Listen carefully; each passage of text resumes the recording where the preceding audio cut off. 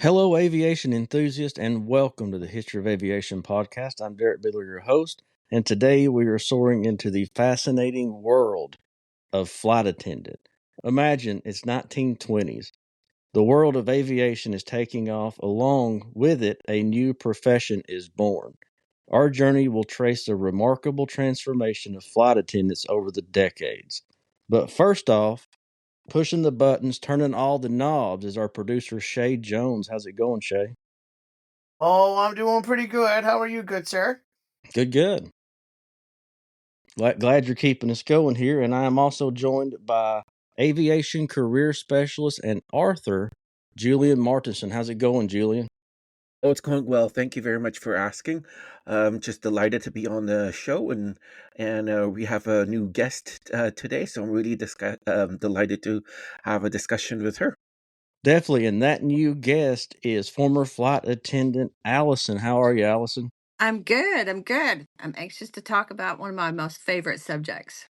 Definitely. And Allison joined us back on episode 50, one entitled The Boeing 727. So be sure after this episode to go back and give that one a listen if you've not already done so.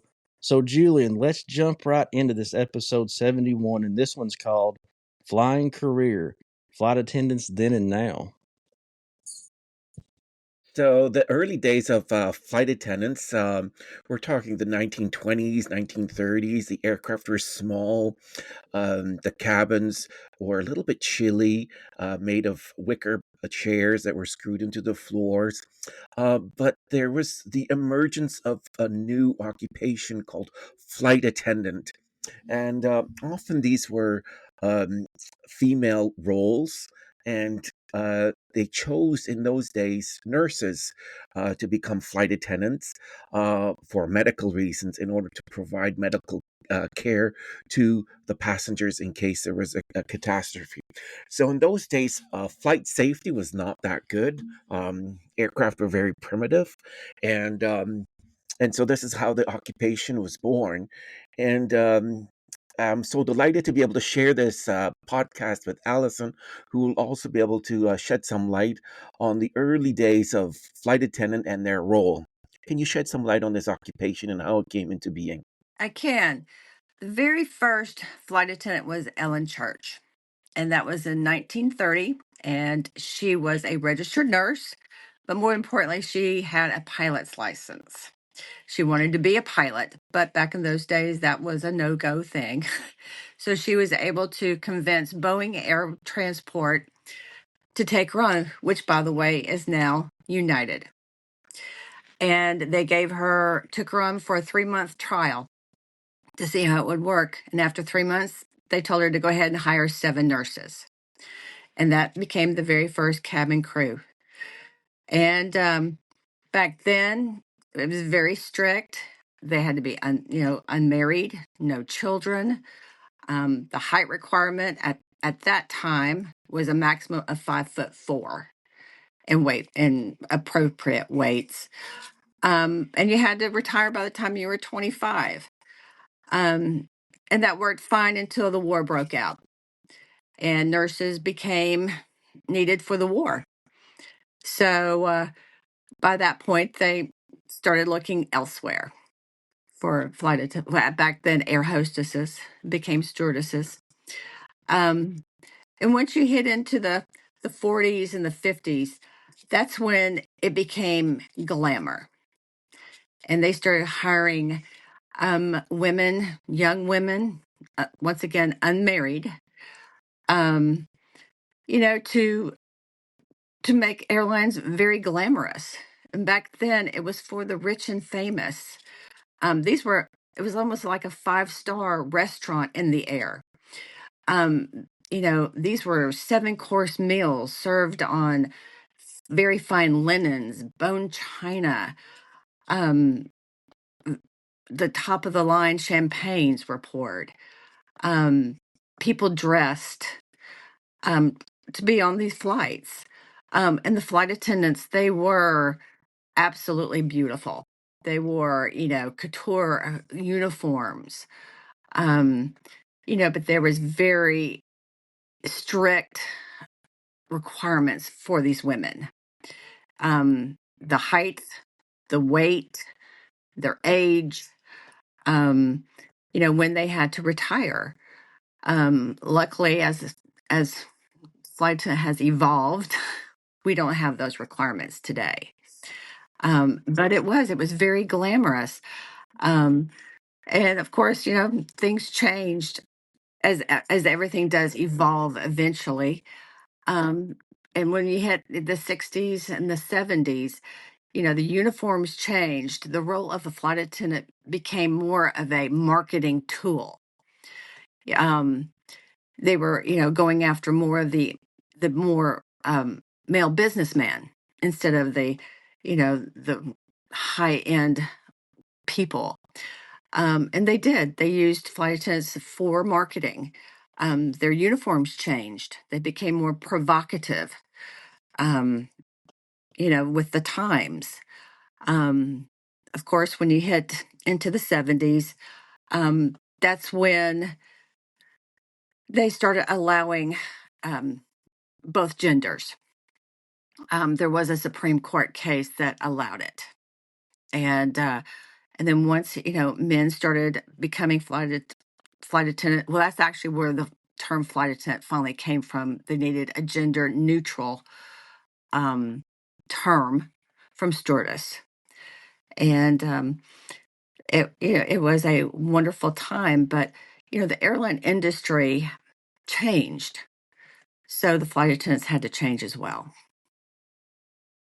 I mean, So, when you talk about that criteria of the idea of weight, height, mhm, marriage, all these requirements that we see as being something that's a little crazy, because exactly. we're in a modern time of where that's not a thing, So Well, I don't and know. Go ahead. I know, like with me, when I was flying, before every trip, I was weighed. I was checked for my uniform to make sure my uniform was exactly right. My hair was right. My makeup was right. My nails were right. And my heels were at least 3 inches. And you So had to work on those heels the whole how the many ever entire flights it was. Yeah. the entire trip. So Wow. it was very regulated. And matter of fact, now it wasn't until probably the end of the 90s or the first of the 2000s that the weight restriction came off. But the weight restriction came off, but the flight attendant still had to be able to fit through the window for an emergency. If they could not, then they were pulled off. Yeah, so really those requirements they don't really go that far back. But they go about as far as I No, thought they no, did. Yeah. no, no, they do not. And well, as a matter of fact, US Air, I do believe it was 94 when they finally said that's it for the weight. Now, what's really interesting is the no marriage rule. Now, the no marriage rule ended probably sometime in the 60s, but it really wasn't uniform for all airlines until almost 1980.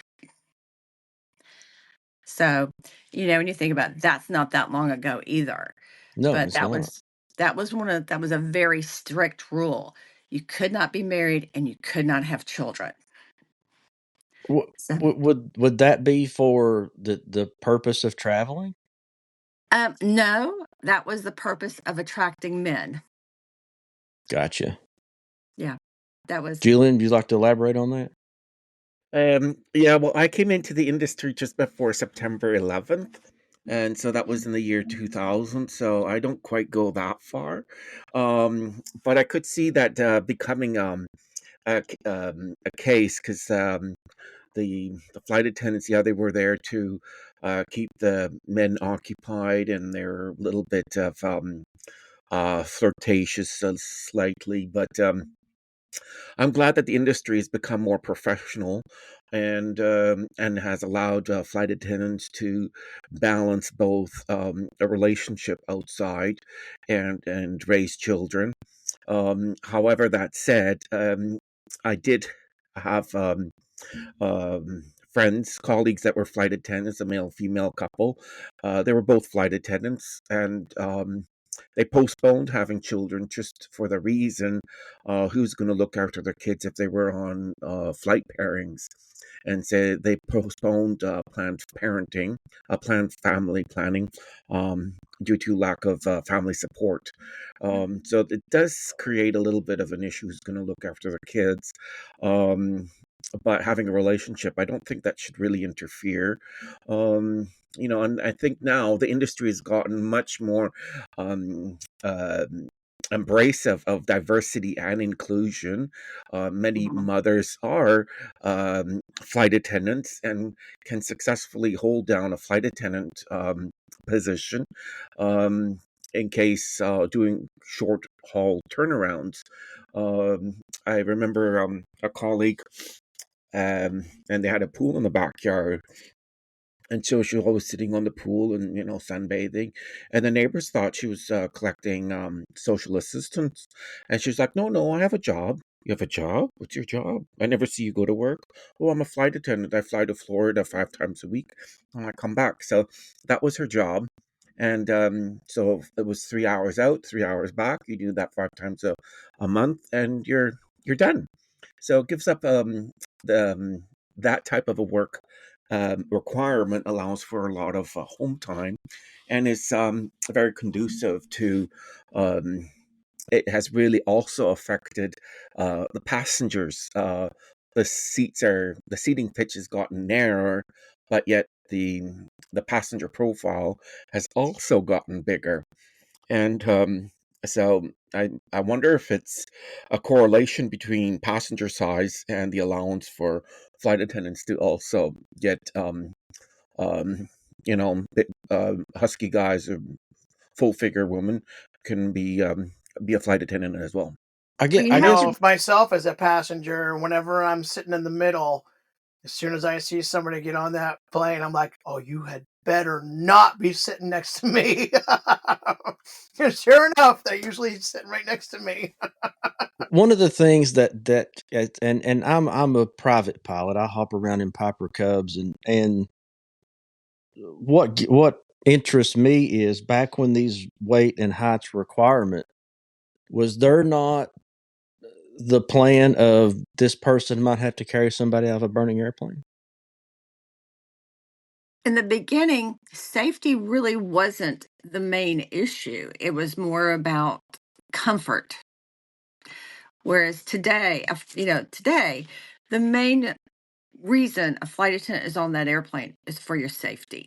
Mm-hmm. Evacuating that plane in 90 seconds and getting everybody off. Comfort really has become, kind of behind that. So, I don't really know. You see the height and weight, it was for a look. They were going for attractiveness. Mm-hmm. And each airline kind of had their own what they were looking for. I do remember a time when American, they wanted all the flight attendants to have the same hair color. They all wanted to have the exact same haircut. So each airline kind of had their own of way of what they wanted their flight attendants to look like. So it was about, they wanted them to be attractive. They wanted the flight attendants to make the passengers comfortable, because we had a lot, you get people on who are terrified of flying. Mm-hmm. And you want them to feel like, oh, they've just come home and you've got someone to talk to and it's a great experience and they'll come back. You know, where today flight attendants have become, they're professional people.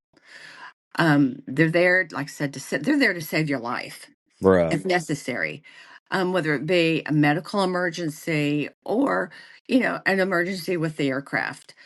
And, hopefully that will never transpire. But the days of serving, 7-course meals, those are gone. That just Mm-hmm. doesn't happen anymore.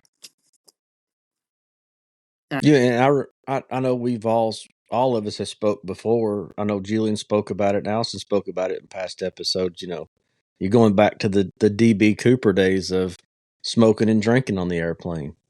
Oh, absolutely. And those flight attendants were serving that, correct? Oh, yeah. We used to actually have cigarettes on the meal trays. So after somebody had their meal, they could have a cigarette on the, right. We gave it to them. So, but of course, those days are gone too. Yeah, well, that's what I was that was what I was alluding to. Now, it's amazing how different it was back then. Totally different. Um, it, it, and years ago, it was, we made it fun on the airplane for the passengers. We conversed with them, we learned their stories, they learned ours. But as time went on, the airlines really didn't want that. They wanted more of a professional. You were there kind of like you could be spoken to, but don't speak back. Because they wanted, they just didn't, they wanted more of a professional on board versus the flirtatious flight attendant. Now, Yeah. see, for me, obviously I want professionalism. Don't be a, curse word or whatever. But I mean, I like having, not necessarily like flirtatious, but like outgoing. Have Right. fun. Make jokes. If I make a joke, I want you to laugh. I want you to feel comfortable. Make a joke with me. I'm not going to get offended. Although in the world that we live in now, especially, everybody's offended by air. It seems like. But yeah, I want to be able to have fun while I travel. Not like, you know, kind of like it just feels like snooty almost. You're just like, oh, okay. I don't think I'll fly this airline anymore after this. I want to have fun. Well, unfortunately today, flight attendants have almost become like police. Mm-hmm. Right. They police your, electronic devices. Unfortunately during COVID, they were policing masks. Um, and it kind of took away the interaction that we used to have with the passengers. Um, and And whether or not somebody agrees with what happened, whether they worked or not, like you were told, like you must police this. Like yes, there is Mm-hmm. no other way around it. So right. yeah. Well, it's kind of like after 9/11. Ah, Um, we became, very much where it wasn't the fact we had to profile people, but we were so cautious of every person that got on that plane and what they brought on, just in case. right. Of course, back by that time we were carrying air marshals as well. Mm-hmm. Um, so, but we did. You had to really start paying attention, to little things about people's mannerisms. Or, was that normal or not? Because it may have saved your life after what we had just gone through. It was Well, just a different time. isn't it crucial? And like I said, I'm a private pilot. I'm when it comes to airlines, you and Allison and Julian are the experts. But isn't it crucial with the person sitting by the exit door? Isn't that kind of a have to read that person to make sure they're not Looney Tunes and going to do anything crazy with the door? Absolutely. Absolutely. And we had criteria who could sit in those emergency rows. Um, I remember it very distinctively on one flight, there was a lady that came on board with, the pole with the IV bag hanging on it. And where did Mm-hmm. she sit? The emergency exit row. Well, no, unfortunately, we had to put her somewhere else. We wanted able-bodied people that could, access that window in an emergency. So absolutely, those people, you know, if they were assigned that seat and weren't able, we had to move them. We could Was not it? leave. Is it too? Is it or if they don't want to? Well, unfortunately, if they don't really have a choice, Gotcha. Okay. there's many. I've never got the privilege of sitting by that door. So No, there were several times that if someone says, "Look, I'm not moving," well, the plane didn't move either. right. It was that simple. until we could move it, until we could You get guys people are on the there. ones that determine the safety because the pilots were, rely on you guys to make sure the cabin is Mhm. safe, right? Well, And so if absolutely, you and there deem are that it's not, then hey, we're not going anywhere until this that's right. changes. Yeah. That's exactly right. And there is times that a pilot would have to maybe come back and say, look, this is what we're going to have to do. If you want to make your destination or make your connection, we're going to have to move you and find someone else, especially if there was a child. A lot of times there might be a family, and that's all well and good, but they couldn't sit there. All right, go ahead, Julian.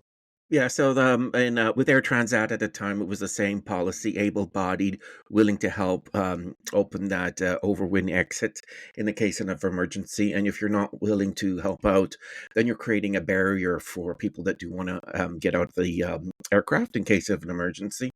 But I did want to underpin the how our society has evolved since the 60s and 70s in terms of inclusion and height and weight restrictions. I think the whole in that context, it probably was appropriate, but maybe for other occupations as well, they did profiling, and that now is not tolerated any longer. But to comment on Shae's observation on um, humor used on board the aircraft. So this is part of airline branding. And typically, what happens is that with the legacy carriers, that being British Airways, Air France, Air Canada, you may not see a lot of humor on board because they want to keep that professional image. Often you'll see the humor coming in with the low cost carriers, such as Spirit, Allegiant, and WestJet are notorious for having a lot of humor and comedy on board, and used appropriately, it can be well done. Um, However, airlines have policies around that. This is our work culture. This is the image that we're trying to portray, and one is not. It's not to say that one is the better than the other. It's just that's the style that they want to, the professionalism that they want to portray. Yeah, and I'll comment back saying it's not like I would like buffoonery. There is a way to have fun, but yet get the job done. Well, Maybe and during the initial thing, get your job done, get it all good, and then when you're coming in and having the one-on-one conversation, what do you want for your food? That's the perfect opportunity because it's just one-on-one. It's just you two. well, this is true, and so a lot of flight attendants have some flight attendants.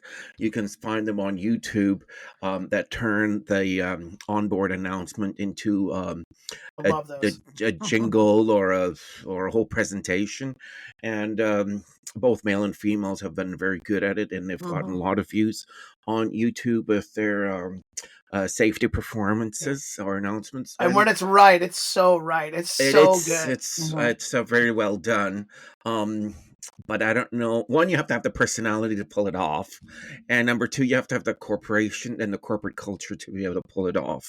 And you'll find more often that it's with the low cost carriers that is more appropriate, and the legacy carriers tend to have a more of a polished look. So Well, and just to. also, you kind of know your passengers as well. Mm-hmm. A lot of them don't want that extra fluff. And then you may have that one passenger you know, who's afraid of being on the airplane. They just need someone to talk to or kind of make them feel at ease. And so, then you go into a different mode. So like I said, you got to know your passengers, and what is required to make them feel comfortable. Yeah, because you had mentioned that it's not so much attendance or like a customer service esque type of a job. You're a professional that's there to Mhm. keep us safe for God forbid anything like that ever happens. But we as riders, we view it as a customer service gig because we Right. don't know. So it's important to be able to have these kind of conversations. And I'm really glad that we're doing this episode Mm-hmm. because Yeah. it's important. It's nice to be able to receive or hear the other side of the coin. like what really happens, because there's a lot that goes on that you just know. You get in, sit in your seat, and you just fly off, and you're 2 hours later you're there, and most of the time you sleep through all the announcements anyway. You're not paying attention. How many times have either one of you guys looked down the aisle and see X amount of people either looking out the window, or they're on their phone, or they're dealing with a kid, or whatever? They're not really listening to you. We've done this so many times. We know what it is. Yeah. Yep. There's an inflatable Absolutely. ramp. Yeah, we'll get on that when it happens. I bet we'll beat the paramedics there by a half an hour. It's it's like, Shae, I got a good one for you. go for it. Ladies and gentlemen, welcome to Barcelona. The outside temperature is 25 degrees. Please remember to take all your personal belongings with you, and if you forget anything behind, you'll find it available in the flea market. We're raising money for a pension for retired flight attendants. Thank you very much. Very good. Very good. I like it. Yeah. Yep. I love stuff like that. I love when people can like do their job, get it done, but also like have a little fun, show a little pride in what you do by being professional, but also show interest in us, because we're there and you're there, and yeah, Well, it's and just fun. and with that, when you have people, me and Shae are cousins, and we're also best friends. It goes equally both ways, and you get the two of us on a plane. There's your Tom. Allison knows, she's been around me for a while. The tomfoolery goes. Julien knows, he's been around me. Yeah. I like to carry on and have a good time, but yeah. But you think about, me and Shae's been on plenty of airplanes. We might be having this big time over here while the person behind us is scared to death because it's their first time on an airplane. Yeah, and they may be trying to listen to the announcements While and we're we're silly goosing being, around. yeah. And that's when the flight attendants have to say, "Hey guys, let's Yeah. separate you or be Straighten up and quiet." fly right, as Papa would say. Yeah, Yep. exactly. What I always used to do is, if you really want to scare people, says, "Well, can I have your passport, please?" And then they're like, "Really, you're going to take my passport?" Yeah, the captain's going to hold your passport until arrival at the gate, and then they're really quieting down. You're like, "Oh, Until you learn to behave. yeah." Then they'll sit still. My best line was, we often did the Vancouver Cancun routes, and it was 5.5 hours down and so many hours back, and we were really long days. And I ended up doing that every weekend. And often passengers would look out the window. We're flying over Arizona somewhere, and they'd say, "What's that down there?" And where are we? And I'd look out the window, and I say, "We're just coming up to exit 54 on the interstate." "How did you know that?" "Oh, well, I fly this route, 4 times a month. I know exactly where we are." My best line was, so we were on a layover, and I convinced my mom to come with me to Amsterdam. And my aunt drove up from Belgium to meet us in Amsterdam, and we met in the hotel. And for dinner time, she treated us to this 5-star restaurant on the canals, and the waiter presented us this big fancy menu with all these fancy dishes. And I looked at it, and I was like, "Oh, what is it? What is it? Oh, this, oh, wow." And we ate our food. Well, guess what? Next morning, I was in the back galley having to do meal count. And so I had to count the meals for all the passengers and the crew. So I get on the microphone before the passengers get on board, and it says, "Well, today the kitchen in Holland has been really, really good to us, and we've got tiger prawns with baby potatoes and carrots, and we've got sirloin steak and lamb shank." And I rattled off the menu that I saw from the night before. And all the flight attendants came to the back and says, "Is it really so? Is it really so?" I says, "Ha ha ha. I got you, because it's the menu from last night. It's the same meal as last week." Well, you're lucky. We either had chicken or pasta. That was it. One of the two. And Yeah. as jumping into segment 4 here, a day in the life of a flight attendant. And I don't know if there's much difference. I'm not thinking there's much difference between Canada and the United States as far as a day in the life. But Allison, let's start with you. What was a day in the life for you personally? Um, for us, no, we either had 1, 2, or 3 or 4 day trips. Um, the first 10 years of my career, I flew strictly 4 day trips. So you were gone 4 days. Um, and the one thing is, we became a family, because you relied on everyone. And so when you were, on those trips, you went on your layovers together, you did things together. Whether you went shopping or you laid out by the pool or you saw the sights, we did it as a group. And so, you got to know everybody. But it was also a great safety device because you had somebody. Because let's Right. face it, you're away from your family Mm-hmm. and it's hard, being gone so much. So that was pretty much, how it worked. You did your 4 days and then you went home. And then you had a couple of days off and you did it all over again. So, um, you know, being a flight attendant it was very rewarding. But at the same time, it's hard. It's hard living out of a suitcase. It's Mm-hmm. hard, adjusting to the different time zones, um, being away from your family, things of that nature. But at the same time, I got to see the world. You know, I still miss certain cities that I used to go shopping in. you know, those kind of things. I mean, that was pretty much a day in the life. I mean, you did your trip and you couldn't wait to get to your overnight. Hopefully, it was long enough that, you actually got to do something other than just go to bed. Um, so, yeah, but we were family. Absolutely. Julian, a day in the life for your experience as a flight attendant. Well, I couldn't agree more with Allison. There was a lot of camaraderie Mhm. in the flight attendant crew. I remember in my training, they told us, and if you do southern destinations, always take a pair of swim trunks Oh, and a yeah. t-shirt with you and Mhm. flip flops because you just never know if you have a mechanical.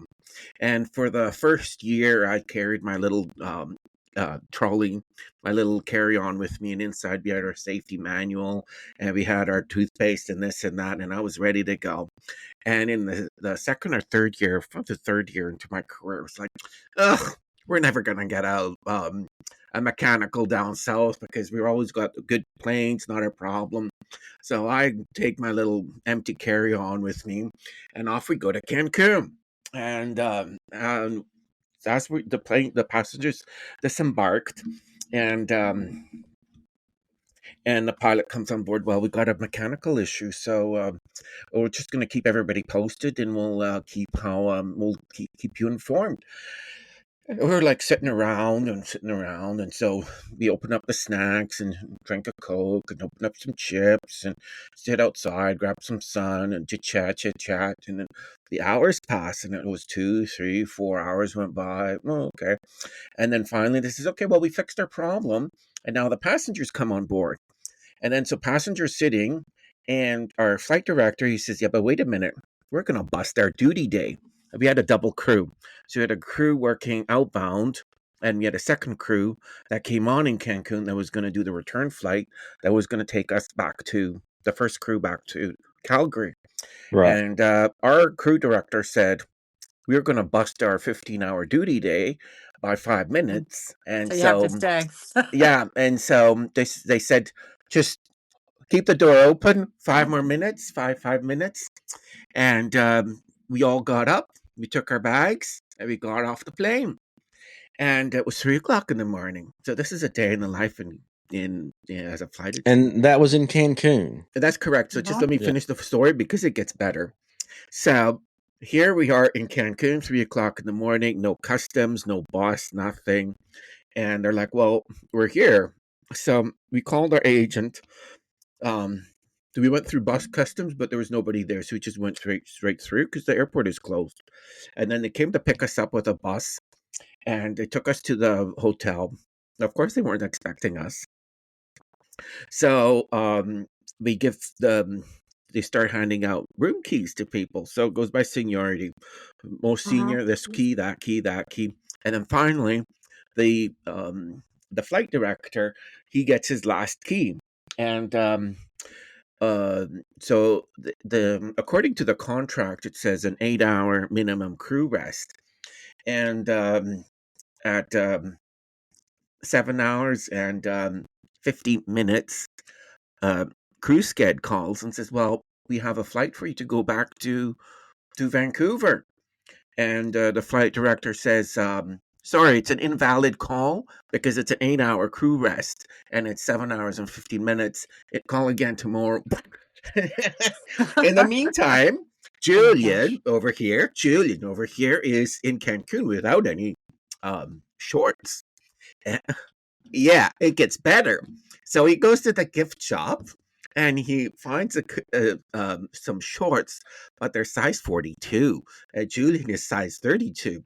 And so they're just way too big. So he rolls his shorts 3 times over to make them fit, and he's swimming in these things with no spare clothes. And so this is how you spend your it's called roughing it in a 5-star resort. Yeah. Yeah, and that's where we get the word glamping from, because you're camping, in a 5-star resort. Then finally, the next morning they call and they says, "Well, we have a flight for you, and you're going to go back to Vancouver via Dallas American Airlines." And we're like, "Okay, so what's the time?" Okay, yeah. So they agreed. So, but we ended up squeezing 2 nights in Cancun because of that mechanical, and And he had the wherewithal to realize that it was 10 minutes too soon. So yeah, call tomorrow. yeah, exactly.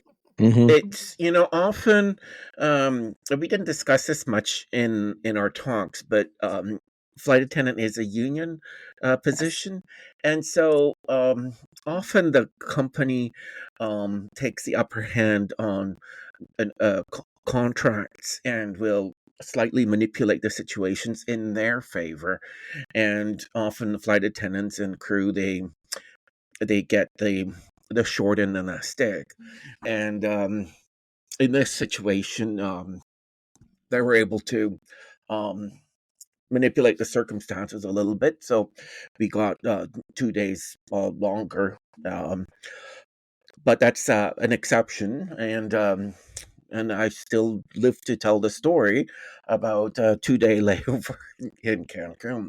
Yeah. That is true.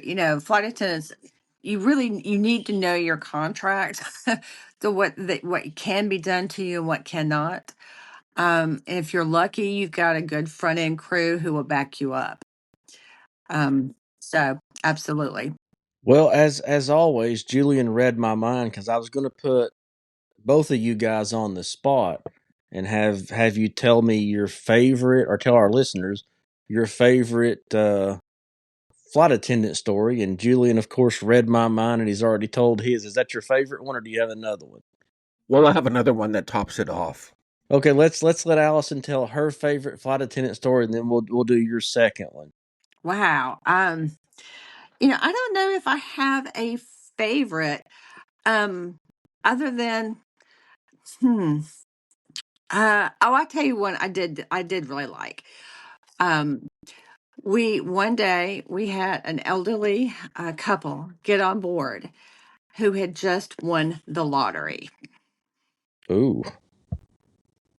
And you could tell, um, it was a blue collar family. They were elderly, like I said. She had on Mm-hmm. this gigantic, huge mink coat, and that, of course, didn't fit her. And they came on board and had told us what had happened. And so we sat them in first class. They had never ever been on a vacation.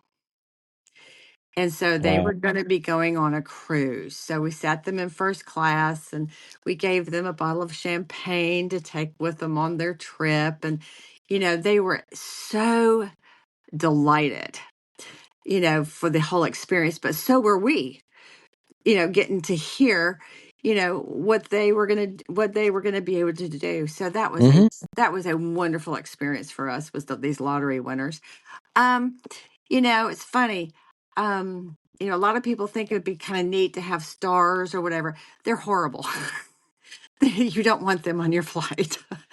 Oh, No, you don't want them. Um, just the people in general. That's what makes your trips good. Um, I met so many wonderful people over the years that's what, made it worthwhile, you know. So I can't say there was anything like that just like stood out like wow. Because there was a lot of wows. yeah. And and that's it. And you obviously wouldn't want me and Shae on your aircraft as well. Well, Julian, go ahead. Go ahead, Allison. well, I did Las Vegas for 15 years. Oh boy. And a lot of times that was bachelor parties on board. Oh yeah. So that would have been you and Shae. That would have been us. Yeah. And But 150 of you. as Shae calls it, what did you call it, Shae? Buffoonery, I Yeah, think you said. buffoonery. Yeah. Yeah. Oh, absolutely. So Julian, your favorite? You have one that tops the no short story. Let's hear it. Well, my favorite destination of all time is Cancun. I just love going there. And we had to do a turnaround flights on Friday night to Cancun and then Puerto Vallarta on Saturday and back to Cancun on Sunday. And then I would stay 5 days, come back on Friday to Vancouver, fly out on Saturday to Cancun, and then fly out on Sunday to Puerto Vallarta. So in 9 days, I was 7 days in Mexico. I just love this destination, and I knew the airport really well. And so during my short stays, I would nip outside out into the uncontrolled area, sit on the curbside, get some sun, and then go back to Vancouver. And I thought this was a really good gig. So I was sitting out there sun tanning, and I see the new crew come in and says, "Yeah, I'll be there. Just I'm coming right behind you." So in this case, we had a double crew. So we had the working crew that went on board, and then I was part of the the what do they call the crew that sits down? We're Deadhead. deadheading. We're a deadheading crew, so I was part of that crew. So they didn't need me, and and I waited for my departure, and I go through security, go to my gate, and guess what I see? Well, my plane's pushing back, and I'm like, I'm 45 minutes early. My plane's pushing back. And I'm there waving, and the captain is waving back at me. They pushed back without me. And they're like, "Well, we left earlier. You weren't on board." And I'm like, "Well, all our passengers are here, so we're going to go." And I'm like, "Well, you're missing a crew member." And so they left 45 minutes early, with missing a person. And so it became a little bit of a kerfuffle with the union because, number one, nobody made the effort to go look for me because I could have been injured or whatever. And why leave early if you're leaving somebody behind? And so it was kind of um, Somebody probably got chewed out over that. well, yeah, but in Oh this yeah. kind of situation, the captain is always right because he's got the stripes, and the flight attendant is a little bit of the wrong person. But I was sitting there on the terminal waving at everybody, and they're all waving back at me. And Julian's Hey, look at sitting that nice person waving. Oh yeah, exactly. Fortunately, how this problem got solved is there's two flights going back to Canada, one to Vancouver, one to Calgary. And so 2 hours later, the Calgary flight came in, and I took that flight, went back to Calgary, slept in the hotel, and then they put me on the WestJet back to Vancouver, and I was able to retrieve my bag at the crew lounge. And so that's how I made it back home. But that was also a very interesting story, because I was left behind in Cancun. So um, That was always tense. But I agree with Allison. I honestly love the interaction with the passengers. And often they would ask me questions like, oh, what's there to see in Cancun? And Mhm. then you go tell your stories. And what's the name of the state of of Cancun? And I said Quintana Roo, and I'd explain about the immigration and what you can see and what to do, and which bus routes you have to take to the nightclubs, and on and on. And I also enjoyed that with the European destinations as well. Um, I had an aunt that was a professor in the University of Antwerp, and so she agreed to host me on a layover. And so in the morning, we had breakfast together and we got in the car together. I had my bag and she had her briefcase. And she was going to go to work at the university, and I was going to go take the train from Antwerp all the way up to Amsterdam and get my 11 o'clock flight. And so by the end of the day, she goes back home, and by the end of the day, I'm back in Vancouver. And so we have these wonderful little experiences of how aviation brings people together and unites the world. Mhm. And so there's lots of opportunities for that. However, for the new generation of people coming in, the world has quite changed quite a bit. And When you hear all these stories, you're like, "Whoa, where was this?" Yeah, yeah, exactly. the the it's layover still happen because you must by law, although the glamour is gone, and the tasks and duties that flight attendants now have to do has changed quite a bit. When I recently spoke with a flight attendant who started with me, he was explaining that the passengers are much different. The passenger density has changed. And so that's not quite the same as it was even 20 years ago when I did the job. Mm-mm. It's Yeah. too bad that you Yeah. can't take people that are like jerks on airplanes. Like, hey, stand up for a minute. You're going to be a flight attendant for a moment. You're going to serve all these people. Instead of being You a jerk know, to me, you get to the serve all these people. majority of the airlines today, we don't have that. Now, there are a few carriers who still have the glamour. You're looking at Emirates or Cathay Pacific. Yeah, You know, you're also like giving up your first child's birthright if you fly on Emirates. They're so expensive. absolutely. Yeah. Absolutely. But like I said, that's how it was in the golden age of flying. Mm. Only those who could really afford, to fly got that kind of treatment. So I'm glad to say at least there are some still out there, very far and few between. The aviation industry has just changed completely. Um, it's evolved and it will continue to evolve even long after we're gone. Um, so who knows what it's going to be like 40 years from now. But once again, it was it's a wonderful career for some, not for everybody. Um, but it was a fun job. It allowed me to see places I never thought I would see. Some I hope I never see again. But you Yep. know, Oh yeah. um, but I loved every minute of it. Well, let me just say on behalf of myself and Shae and the listeners of the History of Aviation podcast, as aviation enthusiasts, as private pilots that zip around in Cubs, or just guys that go out and take photos of aircraft that have been on aircraft and have been waited on by a flight attendant, we all hugely appreciate you. Thank you. Thank you very much. Yeah, absolutely. And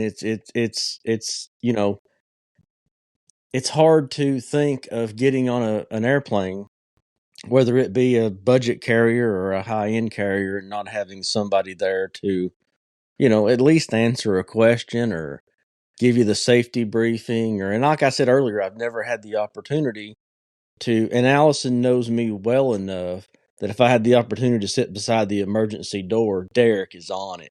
Yep. It's not going to be a problem No. as long as Shae's not sitting on the other side of me. Yes, Go ahead, that's Julie. yeah, yeah. You don't want me next to you. Go ahead, Julie. My final words in closing is Sure. I think that Allison and I would just be killing it for you and Shae on to do an in-flight safety demonstration. The exits are here, here, and here, and I think that we should just do that together, Allison and I. Oh, I hey, can't go hold my hey, phone listen. to do it. This is the best part. I thought I was putting you on the spot with the story, but yeah, sure. What do you think? The exits It's are been a long here, time. Well, here, here, what and is it? here. Here, Not like here, this, and but here. like this. Yes. Or the life vest. You put the life vest on, and you have to blow. Show that they blow into the tube. Yeah. That just reminds me of that bit from Jerry Seinfeld when he's talking. He's like, you're dead, I'm gone." Well, it's been a long time since I've done that, but we got away from the actual flight attendants doing it. We had a VCR that we would Oh, pop a tape in. Well, And we had welcome to little actually America. TV noticed that on some monitors of that the would come bigger down. flights, like the bigger international flights, like that have like 3 or 4 rows, especially in the middle. I've seen United's got one. There's a couple others that have them. They're just videos. They're Yeah, the not videos. like, while the video does, and usually they'll hire like actors, like famous people, to like have fun and like be Mhm. part of the video with them. But they'll do their spiel with the video while the crew gets people in their seats.